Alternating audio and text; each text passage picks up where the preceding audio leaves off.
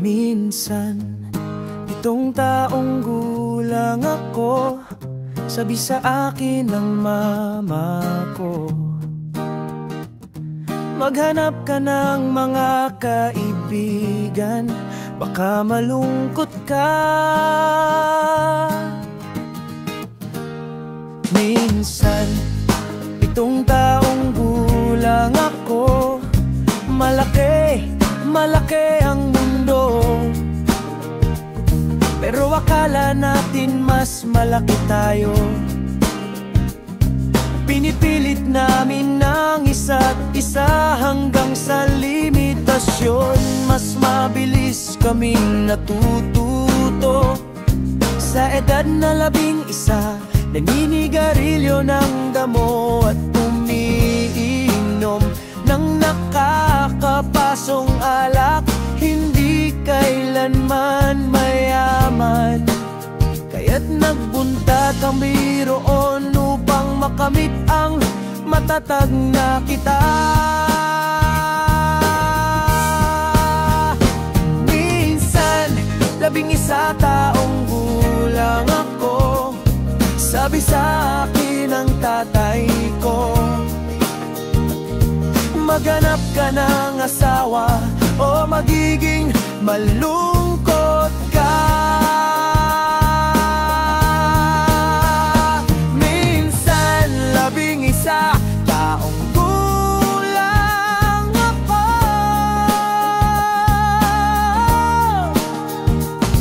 lagi kong pinangarap yon tulad ng ginawa ng tatay ko bago ako.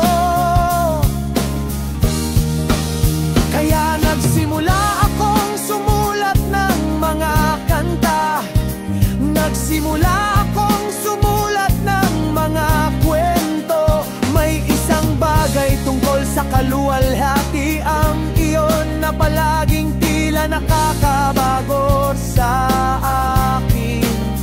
Dahil tanging ang mga tunay kong mahal lang ang tunay na makakakilala sa akin.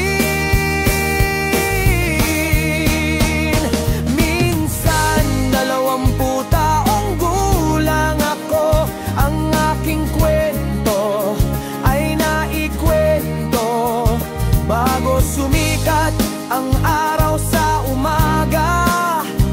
Noon malungkot pa ang buhay.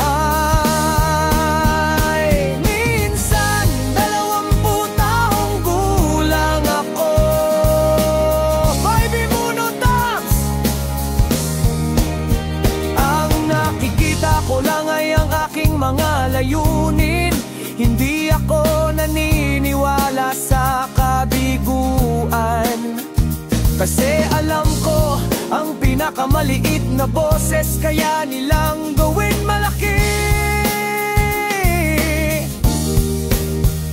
Kasama ko ang mga lalaki ko, kahit yung mga pabor sa akin.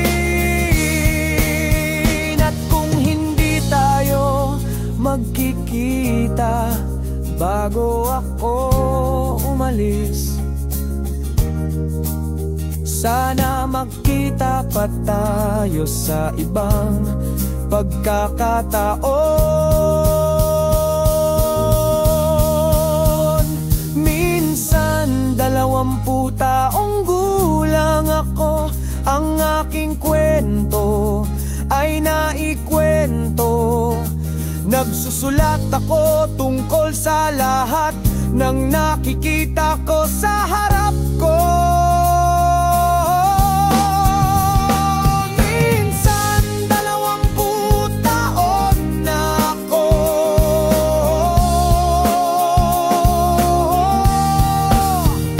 Malapit na tayo mag-30, nabenta na ang ating mga kanta. Nilibot na namin ang buong mundo at patuloy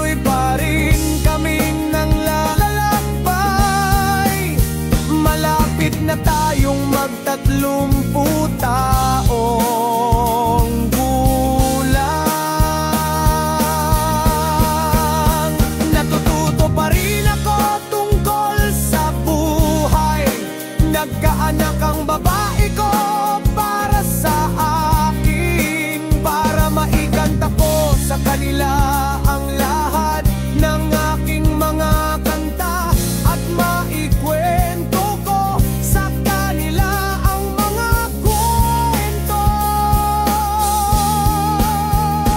Karamihan sa aking mga lalaki ay kasama ko, ang ilan ay naghahanap pa rin ng kalwalhatian, at ang ilan ay kinailangan kong iwan. Kapatid ko, hanggang ngayon ay nagsisisi pa rin ako.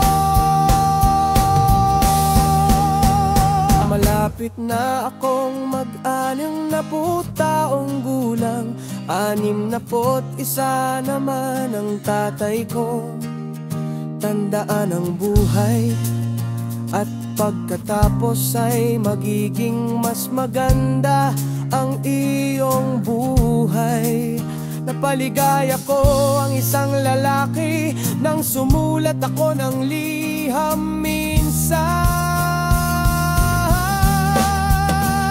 Sana dumalaw ang aking mga anak, minsan o 2 beses sa isang buwan. Malapit na akong mag-anim na taong gulang, maiisip ko pa ba na malamig ang mundo? O magkakaroon ba ako ng maraming anak na makakapagpainit sa akin? Malapit na akong mag-anim na taong gulang,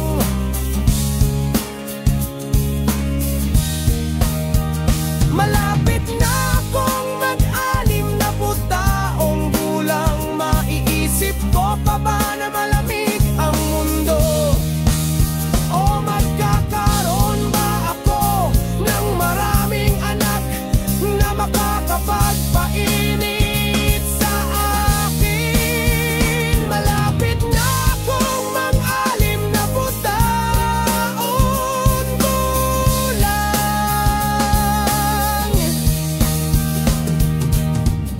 Noong 7 taong gulang ako, sinabi sa akin ng aking mama,